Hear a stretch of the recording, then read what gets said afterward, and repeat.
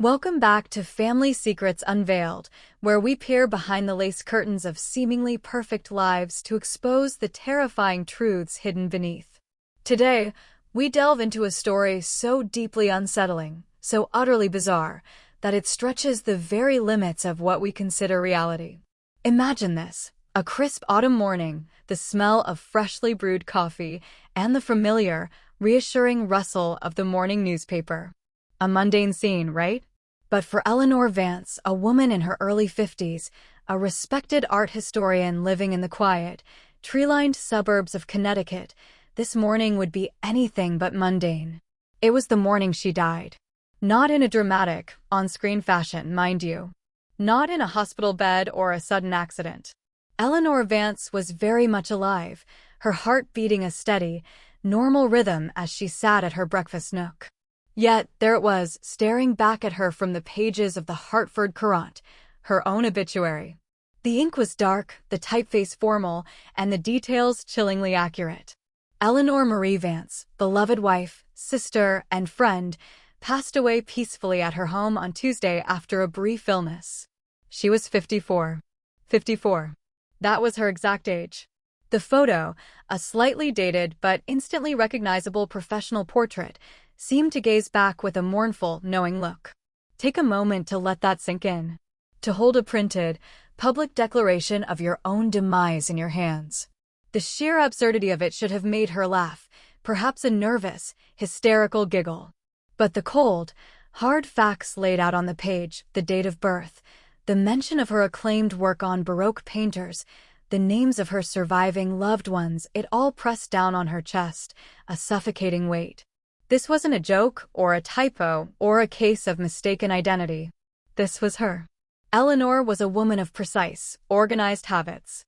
Her life was a tapestry woven with predictable, elegant threads. A successful career, a loving, if somewhat reserved, marriage to Arthur, a partner at a prominent law firm, and a meticulously kept home. She was not the type to attract sensational drama. Yet, here she was, the unwitting star of her own pre-written tragedy. Her first instinct, that raw, primal fight-or-flight response, was confusion. Then a creeping, sickening fear. She checked the date on the newspaper again. Friday. The obituary stated she had died on Tuesday. Where had she been on Tuesday? She was at the Metropolitan Museum, finalizing research for her next book. She had the receipts, the notes, the train tickets. Everything was tangible, real. Everything except this damning piece of paper.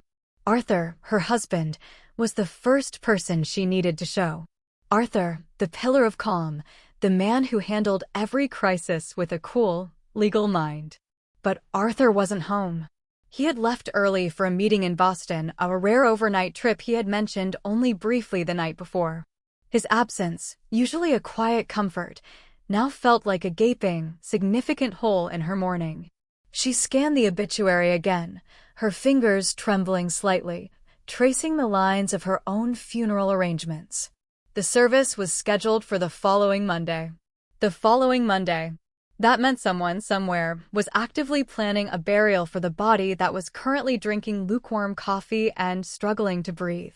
The list of surviving relatives was particularly disturbing. It named her younger sister, Clara, who lived in California, and no one else of immediate family. No mention of her cousin, whom she was close to, or her dear friends. But the most glaring, terrifying omission was the wording about Arthur. It simply referred to him as her devoted husband, Arthur Vance, a standard, cold formality, lacking any personal warmth or mention of a shared future.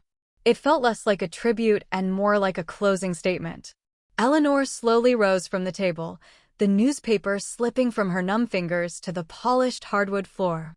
The sound was a harsh, shocking slap in the silence of the house. Her mind, usually a clear, logical machine, was racing, connecting impossible dots. Who placed this ad? Why? The newspaper's policy was stringent. Obituaries required verification, a death certificate, a source. This wasn't a classified ad, it was a formal declaration from the paper's editorial death notices section. Someone with malicious intent and careful planning had fabricated her death. But fabricated why? To whom was Eleanor Vance, the quiet art historian, a threat? Was it a bizarre, cruel prank? Or something far more sinister? As she walked toward the phone, her reflection in the hall mirror seemed to watch her with an intensity she'd never noticed before. A woman who, according to the public record, no longer existed. This wasn't just an administrative error, it was a calculated attempt to erase her. And the person who stood to gain the most from Eleanor Vance's peaceful passing was the very person who was conveniently out of town, her devoted husband, Arthur. The thought was a chilling whisper, a seed of doubt planted in the fertile ground of her sudden, terrifying non-existence. The clock was ticking until Monday, the day she was scheduled to be mourned and buried. She had to find the truth before she was truly, irrevocably gone.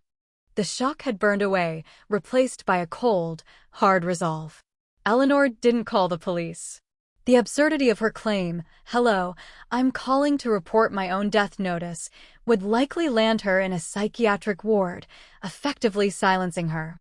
She was a ghost now, an untraceable entity operating outside the system. Her only weapon was her intellect and her knowledge of the life she was supposedly leaving behind. The first step was verification. She called the funeral home listed in the obituary, Greenwood and Sons. A soft-spoken man, a Mr. Jeremy Greenwood, answered. Eleanor, using a voice she barely recognized, tight, distant, the voice of a grieving relative, inquired about the arrangements for Mrs. Eleanor Vance. Mr. Greenwood was polite, offering condolences and confirming the details. Yes, the viewing was Sunday, the service Monday. He even confirmed the payment had been made in full, prearranged by Mr. Vance, who was understandably distraught but meticulous. The word meticulous hung in the air, a heavy, poisoned bell tolling in Eleanor's mind. Arthur had meticulously planned her funeral. This confirmed her darkest suspicion. Arthur was involved. But why?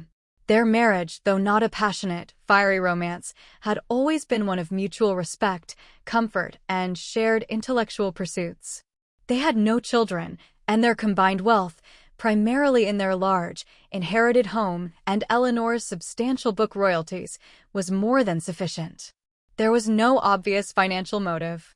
Or was there? She started her search where all secrets are eventually stored, the home office. Arthur's office was always locked, a lawyer's necessity for client confidentiality, or so she had always believed. Today, however, she noticed a small, almost imperceptible scratch near the lock plate. Arthur was a man who hated imperfections. He wouldn't have tolerated a visible flaw. She realized, with a sudden, dizzying jolt, that the lock must have been recently replaced. And if the lock was replaced, the old key she had hidden away in a jewelry box for emergencies wouldn't work. But Eleanor was not just an art historian. She had a sharp, forensic mind for detail, honed by years of authenticating masterpieces.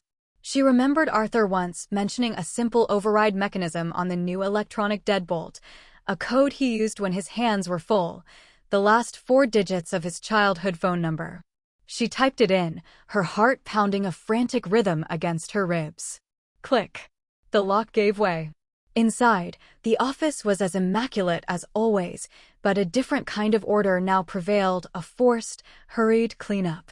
She bypassed the standard filing cabinets and went straight for the hidden safe, usually disguised behind a large, leather-bound volume of legal precedents. This time, the volume was slightly ajar. Arthur was a creature of habit. He would never leave a book askew. The safe's contents revealed the first shattering truth, a secret that tore through the fabric of their marriage like a scythe. Not papers about their will or insurance, those were in order, perfectly normal. But a stack of documents related to a massive, multi-million-dollar life insurance policy on her life, taken out just 8 months ago, payable solely to Arthur. It was a staggering amount, enough to make any murder look like a crime of passion, not simple greed. Then, the second document, an application for a substantial bank loan, collateralized by their home. The loan was for an offshore investment, a high-risk venture she knew nothing about, and one that had clearly gone south. The date on the loan default notice was only 3 weeks old. Arthur was not just a successful lawyer. He was a deeply, desperately indebted man who had leveraged their entire future on a reckless gamble, and now he was facing ruin. The third document was the most devastating. A series of passionate, handwritten letters sealed with a small, crimson wax stamp. They were addressed to M and signed simply A. Eleanor opened the top letter, the precise, elegant script of her husband filling the page with declarations of enduring love, promises of a new life together, and contemptuous references to the old life that needed to be neatly terminated. The woman, M, was clearly his mistress. A woman he intended to start a new life with, financed by Eleanor's death and the payoff of her life insurance policy. She was not just being murdered for money, she was being erased for convenience. A loose end tied up with a silk ribbon of legal meticulousness. The cold, logical calculation of his betrayal was more painful than any physical blow. Eleanor sat back, the three documents spread before her like a cruel triptych of her shattered life. The obituary was the grand finale, the public execution. But the question remained, where was the body? Arthur couldn't collect the insurance without a death certificate, and that required a body. He was too careful a lawyer to fake a death certificate outright. The risk of disbarment and prison was too high. He needed to be sure she was gone. A sudden, sharp sound from outside, the crunch of gravel under tires, snapped her back to the immediate danger. Arthur was due back tomorrow. Too early. But the noise was too close, too real. She scrambled, stuffing the documents back into the safe, her hands fumbling, adrenaline surging. She had to get out, to become the ghost the public record already claimed she was, before the bereaved husband returned to make his arrangements final. The game was no longer about proving she was alive, it was about staying that way, and finding out where he was hiding the body that was supposed to be hers. Eleanor slipped out the back door just as the garage door began its slow, grinding ascent. It wasn't Arthur's sleek sedan, it was a nondescript, black utility van, the kind used by landscaping or cleaning services. A tall, heavily built man she didn't recognize emerged, his face obscured by the shadow of a baseball cap, carrying a large, dark duffel bag. He wasn't Arthur, but he was clearly an accomplice. The chilling realization hit her. The brief illness, mentioned in the obituary, was merely a cover story. This was a contract killing, and the body was the missing piece of Arthur's meticulously planned puzzle. She retreated into the dense cluster of rhododendrons bordering her property, watching the man enter the house. The sight of her own home, the sanctuary of her life, now being violated by a hired killer, galvanized her. She wasn't running aimlessly, she was hunting. She needed to know who this man was and, more importantly, where the body was being held. Because there had to be a body. She followed the man's trail, her training as an art historian ironically preparing her for this moment, the patient, forensic examination of details. She noticed a faint, metallic scent clinging to the air near the man's van, and a tiny, almost invisible fleck of blue fiber caught on the passenger door handle. Not a standard blue, but a specific, vibrant shade, the exact color of the uniform worn by the staff at the prestigious private nursing home, the Briarwood, where Arthur's frail, elderly Aunt Beatrice had been moved just 3 months ago. Aunt Beatrice. The seemingly harmless, almost forgotten relative.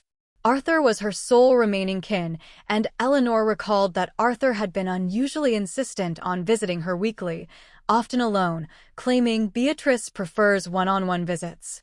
Eleanor had always respected that, never questioning his quiet devotion. Eleanor knew this was the key. She hailed a taxi, paying cash, her identity now a precious secret she couldn't risk exposing on a credit card. The drive to the Briarwood was a blur of frantic thoughts, each one sharpening her focus. She had a theory, a terrifying, grotesque possibility that connected all the dots: the insurance, the debt, the meticulous funeral plans, and the body. She arrived at the nursing home, a grand, stately building that felt more like a wealthy country club than a medical facility. Posing as a long-lost niece, she managed to charm the receptionist, flashing a wide, convincing smile that masked the terror in her heart. She asked to see her, Aunt Eleanor Vance, and watched the receptionist's face immediately cloud with confusion. "I'm terribly sorry, ma'am," the receptionist said, checking her ledger. "We don't have an Eleanor Vance here. We did have a Mrs. Beatrice Vance, Arthur Vance's aunt, but she passed away earlier this week." The world tilted on its axis. "Passed away? When exactly?" "Tuesday afternoon," the receptionist replied, a note of sincere sympathy in her voice.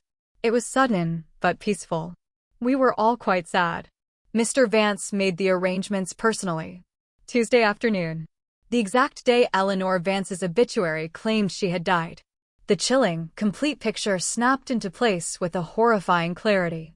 Arthur had orchestrated a covert identity swap. He hadn't killed Eleanor. He had used the body of his recently deceased, childless aunt to stage Eleanor's death. The motive, Aunt Beatrice's death, was natural, providing a genuine death certificate. Arthur simply used his legal connections and perhaps a bribe to have the name on the certificate changed to Eleanor Vance. The funeral, the body that would be in the casket on Monday, would be Beatrice's, but the nameplate would read Eleanor Vance. Since Beatrice had few visitors and a very small physical stature, only Eleanor's sister from California would have a chance of noticing the difference, a risk Arthur clearly calculated he could manage with a closed casket or heavy makeup. The insurance. With a death certificate in hand and a public funeral complete, Arthur could collect the massive life insurance payout on Eleanor, free from suspicion, using the excuse that his distraught wife had been secretly battling an illness. The accomplice, the man in the black van, was there to retrieve any lingering personal effects of Beatrice, or perhaps, terrifyingly, to search for the documentation Eleanor had just found, an oversight Arthur realized in his hurried departure. Eleanor's blood ran cold. This wasn't just murder, it was an act of diabolical ingenuity, a masterful legal forgery. She had been erased, her identity stolen, and buried along with her aunt. The true Eleanor Vance was now a fugitive, a person who officially did not exist, wanted for her own murder, which was about to be officially declared closed, while the man who framed her was about to become a multimillionaire, free to marry his mistress. She had to act, and she had to be smart. She now knew the game, and she knew the timeline. Monday morning. She needed irrefutable proof of the identity swap, the original death certificate of Beatrice Vance, or a photograph of the body that clearly showed it wasn't her. But where was that proof? Arthur, the meticulous lawyer, would never leave it where she could find it. He would keep it close, his final, terrifying insurance policy. She had to lure Arthur out, to confront him, and to force him to reveal where he had hidden the key to her resurrection. The stakes had reached their absolute zenith. She was a living ghost with 3 days to stop her own burial. Eleanor left the Briarwood not in fear, but in cold fury. She realized that Arthur's meticulous nature was his greatest weakness. He would want to personally ensure the final, most sensitive piece of the puzzle was perfect. And that piece was the original death certificate. The sheer risk of altering a public document meant he would keep the original hidden but accessible, likely with a small, private safe deposit box, the kind only a lawyer would use. But she didn't need to break into a bank. She knew Arthur. His most prized possession, the object he believed to be his untouchable stronghold, was his custom-made, mahogany desk at his law firm. It had a secret compartment, known only to him, where he kept files too sensitive even for the firm's main vault. He would have placed the Beatrice Vance death certificate there. Eleanor didn't go home. She drove straight to Arthur's law office, a towering glass monument in downtown Hartford. It was late, the cleaning crews were gone, and the building was locked down. But she was Mrs. Arthur Vance. She knew the back entrances, the security codes for the private elevator to the partner's floor, a code he had given her in a moment of inebriated sentimentality years ago. She moved like a phantom through the sterile, hushed halls. She reached his executive office, a fortress of steel and leather. The secret compartment in the desk was sprung with a hairpin and a steady hand, another skill honed by examining antique locks. Inside, she found it, a single, crisp, sealed envelope.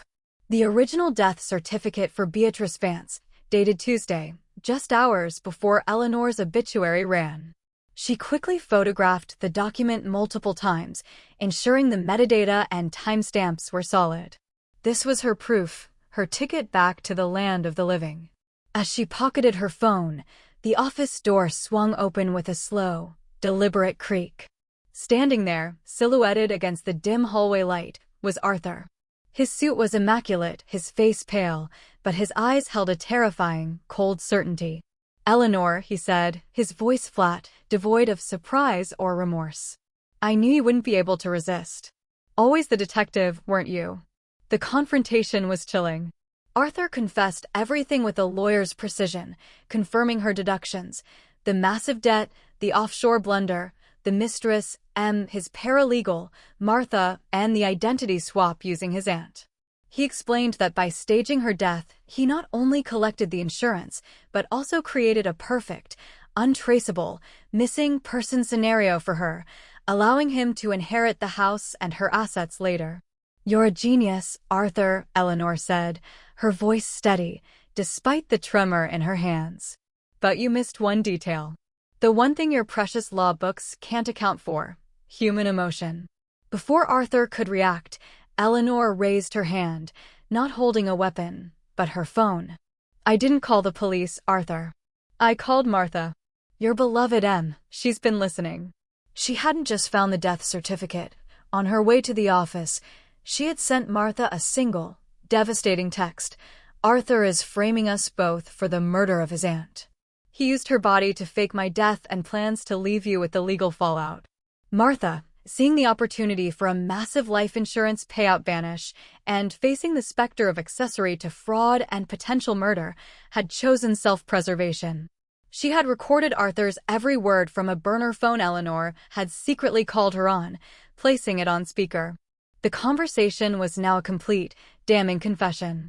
Arthur's face crumpled, the realization of his final, fatal miscalculation hitting him. He lunged, but it was too late. Sirens wailed faintly in the distance, growing rapidly louder. Martha, the mistress, had called the police with the live recording. The meticulously crafted fortress of lies collapsed around Arthur Vance. The resolution was swift and cold. Arthur was arrested at his desk, his future now sealed in the very court system he had spent his life manipulating. Eleanor, the woman who read her own obituary, spent the next few days in a confidential location, providing testimony and the irrefutable proof, the photos of Beatrice's death certificate. The story concluded not with a bang, but with a quiet, profound transformation. Eleanor Vance, the successful art historian, was legally resurrected, her name cleared. But the old Eleanor was gone, buried with the innocence of her past life. She didn't return to the house, a place now tainted by betrayal.